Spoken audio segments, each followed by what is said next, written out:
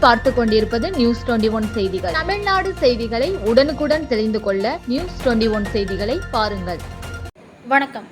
நீங்கள் பார்த்து கொண்டிருப்பது நியூஸ் 21 செய்திகள்.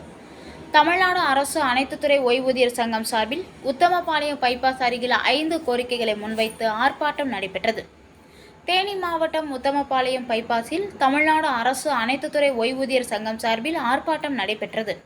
இதில் பழைய ஓய்வூதிய திட்டத்தை உடனடியாக அமல்படுத்தி 70 வயது பூர்த்தியான ஓய்வூதியர்களுக்கு 10% கூடுதல் ஓய்வூதியம் வழங்கி சத்துணவு, அங்கன்வாடி, வருவாய், கிராம உதவியாளர், வனத்துறை, ஊரக வளர்ச்சித்துறை, ஊராட்சி உதவியாளர் ஆகியோர்களுக்கு குறைந்தபட்ச ஓய்வூதியம் ரூபாய் 7,850 வழங்கிட, மருத்துவ காப்பீட்டு திட்டத்தில் உள்ள குறைபாடுகளை களைந்து அனைத்து ஓய்வூதியர்களுக்கும் முழுமையான சிகிச்சை தொகை வழங்கிட, கம்யூட்டேஷன் பிடித்தம் செய்யும் காலம் 15 ஆண்டுகளை 11 ஆண்டுகளாக குறைத்திட கோரியும் கோஷங்களை எழுப்பி ஆர்ப்பாட்டத்தில் ஈடுபட்டனர்.